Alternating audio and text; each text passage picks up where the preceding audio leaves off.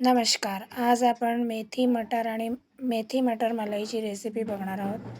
त्यासाठी मी 1 वाटी एवढे मटर बॉईल व्हायला ठेवलेत आणि त्यानंतर इथे ग्रेव्हीची तयारी करत आहे. त्यासाठी मी जिरं आणि काही खडा मसाला कढईमध्ये घातलेला आहे. खडा मसाला आणि जिरे छान तडतडलं की त्यामध्ये 8-10 लसणच्या पाकळ्या, 1 इंच अद्रकचा तुकडा, छोटे कांदे होते त्याच्यामध्ये 2 कांदे रफली चॉप करून घातलेले आहेत. ते छान आपण मिक्स करून घेऊया. त्यानंतर त्याच्यामध्ये 1 रफली चॉप केलेला टमॅटो घातलेला आहे. थोडासा कढीपत्ता आणि ही कोथिंबीरीची दांडी आहे. जी दांडी आपण फेकून देतो, पण ती न फेकता अशा पद्धतीने वापरली तर ती खाल्ली जाते. आणि त्यानंतर त्याच्यामध्ये काही बेसिक मसाले आपण ॲड करूया. हळद, थोडीशी लाल मिरची पावडर आणि छान कांदा टमॅटो शिजायला म्हणून थोडंसं मीठ घालूया. मीठ आपल्याला खूप नाही घालायचं आहे, कारण ग्रेव्ही घातल्यानंतर आपण थोडी पाणी त्याच्यात ॲड करून मग पुन्हा टेस्टनुसार थोडं घालणार आहोत. त्यामुळे तुम्ही लक्षात ठेवा की आधी याच्यात घातलं होतं.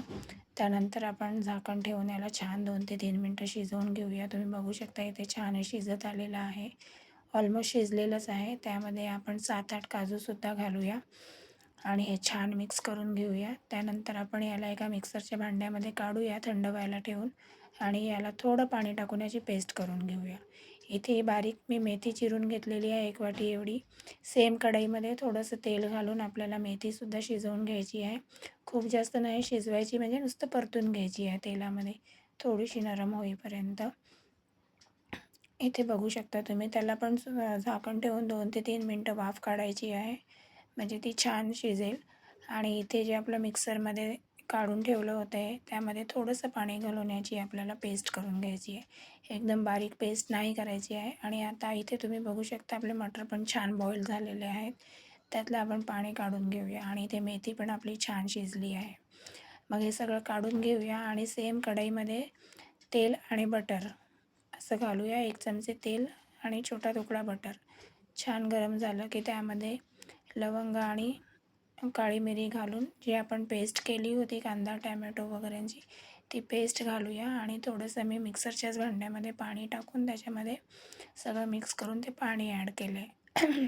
त्यानंतर आपण जी थोडी मेथी शिजवली होती ती मेथी घालूया आणि सगळं एकत्र मिक्स करून घेऊया.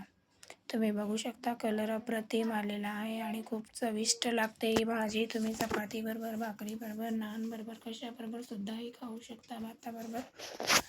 खूप अप्रतिम लागत होती. त्यानंतर आपण बॉईल केलेले मटार त्यामध्ये घालूया.